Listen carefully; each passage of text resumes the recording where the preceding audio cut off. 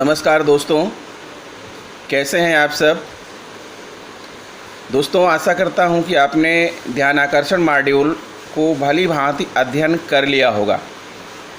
आपने देखा होगा कि ध्यान आकर्षण मॉड्यूल भाग 3 में कुछ शिक्षण तकनीकियां दी हुई हैं, उनके लाभ दिए हैं तथा उनसे संबंधी गतिविधियां दी हुई हैं। ये कुल शिक्षण तकनीकियाँ 18 दी हुई हैं। 18 शिक्षण तकनीकियाँ हैं और उनके लाभ दिए हैं।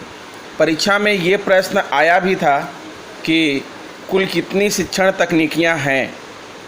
तो आपने पढ़ा होगा कि ध्यानाकर्षण मॉड्यूल भाग 3 में 18 शिक्षण तकनीकियाँ, टीचिंग टेक्निक्स दी गई हैं और उनके लाभ भी दिए गए हैं। तो आज मैं इस वीडियो में आपके साथ इसी विषय पर चर्चा करने वाला हूं कि ये तकनीकियां कौन कौन सी हैं और उनके क्या लाभ हैं। आशा करता हूं आपको वीडियो बहुत पसंद आएगा, और यदि वीडियो आपको पसंद आए या आप मेरे चैनल पर पहली बार आए हों तो प्लीज़ मेरे चैनल को सब्सक्राइब कर लीजिएगा और दूसरे मित्रों को शेयर भी कीजिएगा ताकि और भी लोग इसका लाभ ले सकें।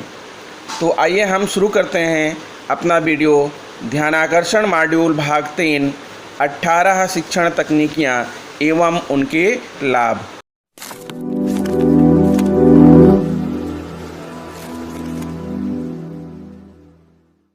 शिक्षण तकनीकियाँ, टीचिंग टेक्निक्स, प्रभावी शिक्षण तकनीक, तरीके या तालिका। तो ये है 18 शिक्षण तकनीकियाँ जो ध्यानाकर्षण मॉड्यूल के भाग 3 में दी हुई हैं, जिसमें पहली तकनीकी है संसाधनों से पूर्ण कक्षा कक्ष का वातावरण, कक्षा प्रबंधन बैठक व्यवस्था, रोचक प्रस्तावना, शिक्षण अधिगम सामग्री का उपयोग, शैक्षिक गतिविधियों, नवाचारों, रोचक खेलों, रोल प्ले, कहानी आदि का उपयोग, प्रश्न पूछना, सीखने के लिए बातचीत, बच्चों के लिए कार्यपत्रक, सभी को शामिल करना, समूह कार्य, जोड़ी में कार्य, परिवेशीय संसाधनों का उपयोग, अभ्यास के अवसर देना, अर्जित ज्ञान की पुनरावृत्ति, सकारात्मक प्रतिपुष्टि देना, शैक्षिक भ्रमण, सरल से कठिन की ओर तथा प्रोजेक्ट कार्य। ये 18 तकनीकियाँ दी हुई हैं और ये 18 तकनीकियाँ प्रभावी शिक्षण में किस प्रकार से जो है अपना योगदान प्रदान करती हैं, किस प्रकार से ये सहायक सिद्ध होंगी। आइए हम एक एक तकनीक के बारे में चर्चा करें और उनके लाभों को देखें। शिक्षण तकनीक 1, संसाधनों से पूर्ण कक्षा कक्ष का वातावरण, रिसोर्स रिच क्लासरूम, आरआरसी पर भी ध्यान दीजिएगा, कभी इस पर भी प्रश्न पूछा जा सकता है। कक्षा कक्ष का वातावरण शिक्षण अधिगम प्रक्रिया को बहुत प्रभावित करता है। यदि कक्षा कक्ष रोचक एवं आकर्षक चित्रों, लेखन, विषयगत शिक्षण सामग्रियों, अनुपूरक पठन पाठन संसाधनों आदि से परिपूर्ण है तथा उसमें बच्चों द्वारा किए गए कार्य प्रदर्शित किए गए हैं, तो ऐसे वातावरण में बच्चे निश्चित रूप से पढ़ने के लिए तत्पर होंगे। तो मित्रों, आपको जो है अपने कक्षा कक्ष को जो है सजाना है, उसे प्रिंट रिच बनाना है, उसे रिसोर्स रिच क्लासरूम बनाना है ताकि बच्चों की आंखें जहां भी जाएं उन्हें कुछ न कुछ वहां से लर्निंग आउटकम की प्राप्ति हो। तो इस तकनीक के लाभ क्या होंगे? बच्चे उत्साहित होकर सीखने की प्रक्रिया में शामिल होंगे, सीखने में आनंद आएगा, अवधारणाओं को समझने में आसानी होगी, बच्चे एक दूसरे की सहायता करके सीखेंगे, बच्चे परस्पर एक दूसरे से सीखेंगे, आकर्षक वातावरण होने से रचनात्मक प्रवृत्ति में वृद्धि होगी। तो ये रही पहली जो है शिक्षण तकनीकी और उसके लाभ। आइए दूसरी तकनीक को देखते हैं। शिक्षण तकनीक 2, कक्षा प्रबंधन व बैठक व्यवस्था। Classroom management and seating plan. कक्षा प्रबंधन बच्चों की अधिगम प्रक्रिया में भागीदारी को बहुत सीमा तक प्रभावित करता है। इसलिए आवश्यक है कि शिक्षक अपनी कक्षा इस प्रकार से नियोजित करें जिससे सभी बच्चों को प्रतिभाग करने व सीखने का पर्याप्त अवसर मिले। प्रायः शिक्षक बच्चों को एक ही प्रकार की पंक्तियों में बैठाकर पूरे वर्ष शिक्षण करते रहते हैं, जो अरुचिकर ही नहीं अनुचित भी होता है। शिक्षक को इसे गंभीरतापूर्वक लेना होगा। उन्हें समय समय पर कक्षा में बैठक व्यवस्था को निम्नांकित रूप से परिवर्तित करते रहना चाहिए। समय समय पर बच्चों को अर्धचंद्राकार आकृति में बैठाएं। विभिन्न क्षमताओं वाले बच्चे की जोड़ी बनाकर बैठाएं। कक्षा में जो बच्चे कम सुनने वाले, कमज़ोर नज़र आने वाले या बोलने में असुविधा वाले हों, उन्हें प्रथम पंक्ति में अथवा श्याम पट के निकट बैठाएं। कभी कभी बच्चों को छोटे छोटे समूहों में बैठाकर कक्षा शिक्षण करें। लाभ क्या होंगे? कम सुनने, कमज़ोर नज़र वाले, कम बोलने वाले, शर्मीले बच्चों को सीखने में मदद मिलेगी। शिक्षक कक्षा के सभी बच्चों पर ध्यान रख पाएंगे। विभिन्न क्षमताओं वाले बच्चे आपस में एक दूसरे से सीखेंगे। बैठक व्यवस्था बदलने पर सभी बच्चों को कक्षा की गतिविधियों में शामिल होने के मौके मिलेंगे। शिक्षण तकनीक 3 रोचक प्रस्तावना। Interesting introduction set induction.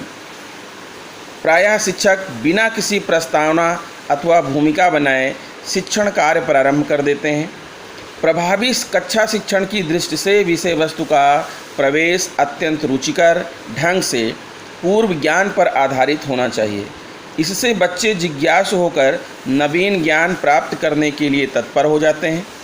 रोचक प्रस्तावना की दृष्टि से निम्नांकित कार्य किए जाने उपयोगी होंगे। किसी रोचक घटना दृष्टांत को सुनाकर पाठ्य वस्तु का प्रारंभ, पूर्व ज्ञान पर आधारित प्रश्न पूछकर, रुचिकर कविता या गीत सुनाकर, समसामयिक घटनाओं को बताकर। इसके लाभ क्या होंगे? कक्षा में बच्चे उत्साहपूर्वक सीखने के लिए तैयार होंगे। शिक्षक के कथनों को ध्यानपूर्वक सुनेंगे। बच्चे अनुशासित रहेंगे तथा बच्चों में नवीन ज्ञान प्राप्त करने की उत्सुकता होगी। शिक्षण तकनीक 4 शिक्षण अधिगम सामग्री का सार्थक उपयोग किया जाना। Appropriate use of TLM teaching learning material. शिक्षक कक्षा शिक्षण को रोचक एवं सहज बनाने के लिए अनेक शिक्षण अधिगम सामग्रियों का उपयोग करते हैं, जिनसे उन्हें शिक्षण अधिगम प्रक्रिया संचालित करने में सहायता मिलती है। वहीं दूसरी ओर विद्यार्थियों का सीखना सुगम, रोचक व स्थायी हो जाता है। शिक्षण सामग्री के रूप में स्थानीय उपलब्ध संसाधनों का उपयोग किया जाना अधिक उपयोगी होता है। कुछ प्रमुख शिक्षण अधिगम सामग्री इस प्रकार हैं, जैसे चार्ट्स, पाई चार्ट्स, ग्लोब, शैक्षिक खेल, सांप सीढ़ी लूडो, गिनतारा, फ्लैश कार्ड, चित्रकथाएँ, मॉडल स्थिर क्रियाकारी, डायस, ऑडियो वीडियो, ज्यामितीय आकृतियाँ, अवधारणा मानचित्रण, कॉन्सेप्ट मैपिंग, नेपियर स्केल, स्वयं अपनी कक्षा के बच्चे, ये सारी चीज़ें जो है TLM के अंतर्गत आती हैं। और इससे लाभ क्या होंगे? बच्चों को स्वयं करके सीखने के अवसर प्राप्त होंगे। कक्षा जीवंत होगी, बच्चे आनंदपूर्वक सीखेंगे, बच्चे पाठ में रुचि लेंगे, बच्चों की विषय वस्तु पर स्पष्ट समझ बनेगी। शिक्षण तकनीक 5 शैक्षिक गतिविधियाँ, नवाचार, रोचक खेल, रोल प्ले, कहानी आदि का प्रयोग।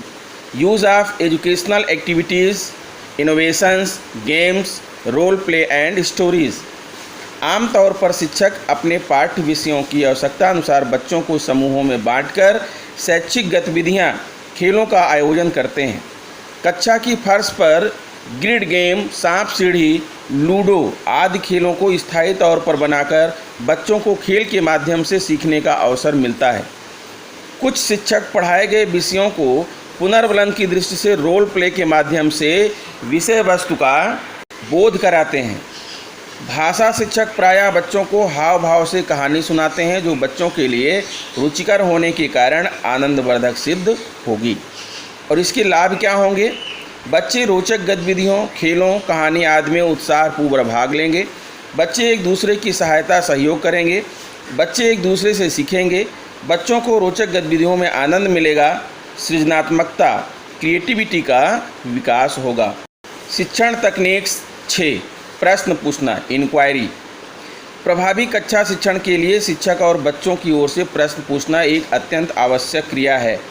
बच्चे जिज्ञासावश प्रश्न पूछते हैं, उनका उत्तर सहज एवं सरल रूप में शिक्षक के द्वारा दिया जाना चाहिए। जहां आवश्यक समझें उस बिंदु को विस्तारपूर्वक स्पष्ट करें। वहीं दूसरी ओर शिक्षक बच्चों का ध्यान आकृष्ट करने और उनके सीखने का सतत आकलन करने के लिए प्रश्न अवश्य पूछें। शिक्षकों को हमेशा अपनी कक्षा में बच्चों को प्रश्न पूछने के लिए प्रोत्साहित करना चाहिए। इससे क्या लाभ होंगे? बच्चों को प्रश्न पूछने में झिझक नहीं महसूस होगी। बच्चों को चिंतन विचार करके उत्तर देने की बाध्यता होगी। बच्चे कक्षा शिक्षण के समय सतर्क रहेंगे। बच्चे अनुशासित रहेंगे और बच्चों को तार्किक चिंतन करने का अवसर मिलेगा। शिक्षण तकनीक 7, सीखने के लिए बातचीत, टॉक फॉर लर्निंग। अक्सर देखा गया है कि कक्षा में शिक्षक प्रश्न पूछते हैं, बच्चे अनुशासित होकर सुनते हैं, किंतु यह ध्यान रखना है कि कक्षा शिक्षण के दौरान बच्चों की क्रियाशीलता अधिक महत्वपूर्ण है। शिक्षक का सदैव यह प्रयास होना चाहिए कि कक्षा के बच्चों को शिक्षण के दौरान शैक्षिक गतिविधियों में व्यस्त रखें, जिससे कि वह तार्किक ढंग से चिंतन मनन करते हुए कार्य कर सकें। शिक्षक उन गतिविधियों का नियोजन करें जिनसे बच्चे परस्पर बातचीत कर सकें और शिक्षक बच्चों से वार्तालाप कर सकें। इसके लाभ क्या होंगे? शिक्षक और बच्चों के मध्य तथा बच्चों का आपस में संबंध स्थापित होगा जो बच्चों को सीखने में मददगार होगा। बच्चों में परस्पर बातचीत से झिझक दूर होगी। बच्चों में समूह भावना का विकास होगा। बच्चे परस्पर तर्क वितर्क कर किसी निर्णय तक पहुंचने में सक्षम होंगे। शिक्षण तकनीक 8, बच्चों के लिए कार्यपत्रकों का उपयोग, यूज़ ऑफ वर्कशीट। शिक्षक द्वारा विषय वस्तु के प्रस्तुतिकरण के बाद बच्चों की स्पष्ट समझ विकसित करने के उद्देश्य से संबंधित विषय के कार्यपत्रक वर्कशीट तैयार कर समूहों में बांटकर बच्चों को स्वयं कार्य करने के अवसर दिए जा सकते हैं। इससे बच्चों में तार्किक चिंतन के साथ साथ अभ्यास के अवसर मिलते हैं। जैसे गणित विषय में लाभ हानि पढ़ाने के पश्चात कार्यपत्रक में कुछ वस्तुओं के नाम, उनके क्रय मूल्य और विक्रय मूल्य अंकित कर लाभ हानि की गणना कराई जा सकती है। इसके लाभ क्या होंगे? बच्चों को कार्यपत्रक पर कार्य करने में आनंद आएगा। बच्चे स्वयं करके सीखेंगे। बच्चे तार्किक आधार पर निर्णय लेंगे। शिक्षकों को अभ्यास कराने में आसानी होगी। बच्चे एक दूसरे की मदद करते हुए परस्पर सीखेंगे। शिक्षण तकनीक 9, सभी को शामिल करना, इन्वॉल्विंग ऑल। कक्षा शिक्षण से पूर्व शिक्षक को यह अवश्य चिंतन करना चाहिए कि हमें कौन सा विषय पढ़ाना है तथा इसके लिए उन्हें कौन सी शैक्षिक गतिविधियों का चुनाव करना है, ताकि कक्षा के सभी बच्चे शामिल हो सकें, जैसे कहानी सुनाना, प्रयोगात्मक कार्य, समूह गान आदि। इसके लिए शिक्षक कई प्रकार की गतिविधियों का उपयोग कर सकते हैं। तो इसके क्या लाभ होंगे? शिक्षक सभी बच्चों पर व्यक्तिगत ध्यान दे सकेंगे। सभी बच्चे शैक्षिक गतिविधियों में प्रतिभाग कर सकेंगे। बच्चे एक दूसरे की मदद करेंगे। सीखने में पीछे छूट जाने की संभावनाएं कम हो जाएंगी। शिक्षण तकनीक 10, समूह कार्य, ग्रुप वर्क। तो कक्षा शिक्षण के दौरान बच्चों को 3 से 5 बच्चों के छोटे छोटे समूहों में विभाजित करके पूर्व नियोजित गतिविधियां कराने से शिक्षण अधिगम प्रक्रिया सरल व सुगम हो जाती है। इससे जो बच्चे कक्षा में शांत रहते हैं उन्हें अपने समूह में खुलकर अपने विचार व्यक्त करने का अवसर मिलता है। शिक्षक को समूह कार्य से पूर्व यह योजना बनानी होगी कि समूह में बच्चे क्या करेंगे और उस गतिविधि से क्या सीखेंगे। तो इससे लाभ क्या होंगे? सभी बच्चे समूह चर्चा में प्रतिभाग करेंगे। बच्चों की झिझक दूर होगी। सभी बच्चे शैक्षिक गतिविधियों में प्रतिभाग करेंगे। बच्चों में एक दूसरे की मदद करने की भावना जागृत होगी।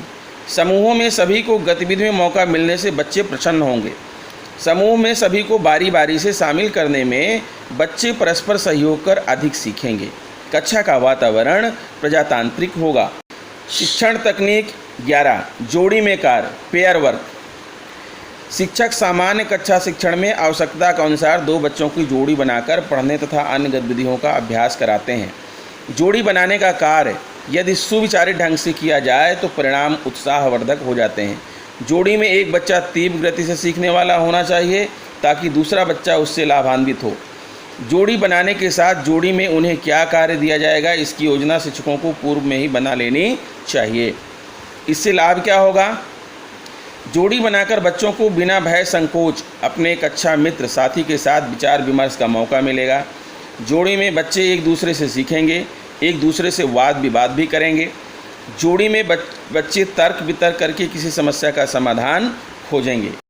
शिक्षण तकनीक 12. परिवेशीय संसाधनों का उपयोग, use of locally available resources. प्रायः शिक्षक शिक्षण प्रक्रिया में टीएलएम की अनुपलब्धता के बारे में कहते सुनते देखे जाते हैं। संभवतः ऐसे शिक्षक अपना ध्यान प्रकृति की ओर आकृष्ट नहीं करते। वास्तव में प्रकृति ही प्रयोगशाला है। यदि हम ध्यानपूर्वक देखें तो हमारे स्कूल में, कक्षा में, गांव में, घर में हमारे चारों ओर शिक्षण सामग्री उपलब्ध है। हमें थोड़ा गौर से देखना होगा। प्रारंभ में गणित पढ़ाने के लिए अनाज के दाने, मक्के के दाने, पत्तियाँ, फूल, फल, बीज, कंकड़, पत्थर, सीप, माचिस की तीलियाँ, आइसक्रीम के प्रयुक्त चम्मच, पेंसिलें, रबर, कटर आदि अनेक वस्तुएं हैं जिनका उपयोग शिक्षण प्रक्रिया में किया जा सकता है। कुछ शिक्षण अधिगम सामग्री शिक्षक बच्चों की सहायता से अथवा स्वयं भी बना सकते हैं। शिक्षक के थोड़े से प्रयास के द्वारा स्थानीय संसाधनों का उपयोग करके कक्षा शिक्षण किया जा सकता है। इससे क्या लाभ होंगे? यह स्थानीय स्तर पर आसानी से उपलब्ध हो जाएंगे, मुफ्त अथवा कम पैसों में मिल जाएंगे। बच्चे इन वस्तुओं से पूर्व परिचित होते हैं, इसलिए इनका उपयोग उन्हें रुचिकर लगेगा। अवधारणाओं को स्पष्ट करने में आसानी होगी।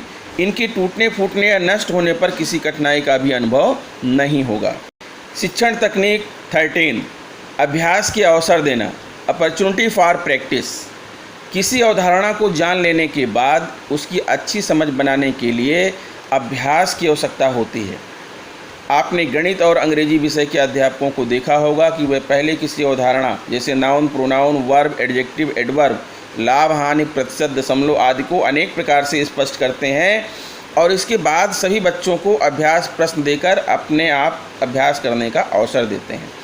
बार बार अभ्यास करने से विषय वस्तु की अच्छी समझ बन जाती है। कक्षा शिक्षण के पश्चात निरंतर अभ्यास दिया जाना विज्ञान, भाषा आदि सभी विषयों में अनिवार्य रूप से किया जाना चाहिए। इससे लाभ क्या होंगे?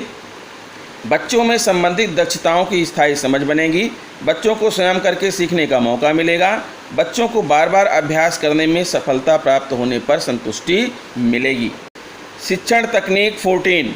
अर्जित ज्ञान की पुनरावृत्ति, अर्जित ज्ञान की पुनरावृत्ति, स्पायरलिंग। सामान्य कक्षा शिक्षण में शिक्षक प्रायः विषय वस्तु को अनेक प्रकार से प्रस्तुत करते हैं। संप्रेषण की दृष्टि से अध्यापक अनेक उदाहरण देकर उसी तथ्य को बार बार दोहराते हैं। शिक्षक द्वारा अनेक तरीकों का प्रयोग करते हुए बार बार दोहराना, पुनरावृत्त करना विषय वस्तु को ग्राह्य बना देता है। अधिकांश बच्चे पुनरावृत्त करने से लाभान्वित होते हैं। उदाहरणतः जिस प्रकार स्प्रिंग की लंबाई 3 से 4 फुट होती है, लेकिन इसमें प्रयुक्त तार की लंबाई 2-2.5 गुना अधिक होती है, उसी प्रकार कक्षा में शिक्षक किसी एक अवधारणा को स्पष्ट करने के लिए अनेक बार पुनरावृत्ति करते हैं। पुनरावृत्ति की तकनीक धीमी गति से सीखने वाले बच्चों की दृष्टि से अत्यंत उपयोगी होती है। इससे क्या लाभ होंगे? सामान्य और तीव्र गति से सीखने वाले बच्चों के साथ धीमी गति से सीखने वाले बच्चों को भी अवधारणाएं स्पष्ट होंगी। विषय वस्तु को समझ एवं स्पष्टता आएगी। शिक्षक में अपने शिक्षण के प्रति संतुष्टि का भाव आएगा। शिक्षण तकनीक 15. सकारात्मक प्रतिपुष्टि देना, गिविंग पॉजिटिव फीडबैक। सामान्य कक्षा शिक्षण में समूह कार्य में, जोड़ी में कार्य करते समय और किसी प्रोजेक्ट में कार्य करते हुए जब शिक्षक बच्चों के कार्यों का अवलोकन व प्रेक्षण करते हैं, तब शिक्षक को बच्चों की कठिनाइयों और मजबूत पक्षों का पता चलता है। यदि बच्चे किसी दिए गए कार्य में कठिनाई का अनुभव कर रहे हैं अथवा उन्होंने सफलता प्राप्त की है, दोनों ही स्थितियों में शिक्षक द्वारा बच्चों को सकारात्मक प्रतिपुष्टि के माध्यम से उचित मार्गदर्शन देकर प्रोत्साहित करना आवश्यक है। तो इससे क्या लाभ होंगे? सीखने के प्रति सकारात्मक माहौल का निर्माण होगा, बच्चों को सीखने के लिए प्रोत्साहन मिलेगा, इससे उनकी विभिन्न गतिविधियों में प्रतिभागिता बढ़ेगी, बच्चों को अपने कार्यों के प्रति शिक्षक के विचारों का पता चलेगा, उसी अनुरूप वह आगे कार्य करने को इच्छुक होंगे, बच्चों को अपने सुधार के क्षेत्रों का पता चलेगा, इससे वह उसके प्रति सचेत रहेंगे, शिक्षक व बच्चों के मध्य सकारात्मक संबंध का निर्माण होगा। शिक्षण तकनीक 16 शैक्षिक भ्रमण एक्सक्यूजन। शिक्षण के अंतर्गत शैक्षिक भ्रमण का सीखने की प्रक्रिया में अत्यंत महत्वपूर्ण स्थान है। शिक्षक वर्ष में 2-3 बार या सुविधानुसार कक्षा के बाहर, विद्यालय के बाहर किसी अन्य महत्वपूर्ण स्थान पर शैक्षिक भ्रमण के लिए बच्चों को ले जाएं। शैक्षिक भ्रमण से पूर्व शिक्षक और बच्चे मिलकर तैयारी कर लें। शिक्षक किस उद्देश्य से भ्रमण पर ले जाना चाहते हैं, इसकी पूर्व योजना रूपरेखा तैयार कर लें। निर्धारित समय से भ्रमण पर जाएं और निर्धारित समय पर लौट आएं। अभिभावकों को शैक्षिक भ्रमण की सूचना देना आवश्यक है। यदि शिक्षक ऐतिहासिक, भौगोलिक, सांस्कृतिक अथवा वैज्ञानिक महत्व के स्थलों के लिए शैक्षिक भ्रमण की योजना बना रहे हों तो उन्हें योजना बनानी पड़ेगी कि बच्चे किन किन चीज़ों का अवलोकन करेंगे तथा किन बातों, जानकारियों को अपनी पुस्तिका में अंकित करेंगे। शिक्षक भ्रमण के दौरान बच्चों के प्रश्नों का उत्तर देते हुए उनका मार्गदर्शन करेंगे। तो इससे क्या लाभ होंगे? स्थलीय अवलोकन से बच्चों को प्रत्यक्षतः जो अनुभव प्राप्त होगा वह पुस्तकीय ज्ञान को पुष्ट करेगा। स्थलीय भ्रमण से तथ्यों की स्पष्टता होगी। बच्चे आनंदपूर्वक बिना भय, डर, संकोच के वस्तुओं का प्रत्यक्ष अनुभव करके सीखेंगे। बच्चों और शिक्षक के मध्य सहजता आएगी। भ्रमण के दौरान बच्चे एक दूसरे से सीखेंगे। अवलोकन की हुई चीज़ों या स्थानों के बारे में स्वयं अपनी भाषा में लिखने की दक्षता विकसित होगी। शिक्षण तकनीक 17 सरल से कठिन की ओर सिंपल टू कॉम्प्लेक्स।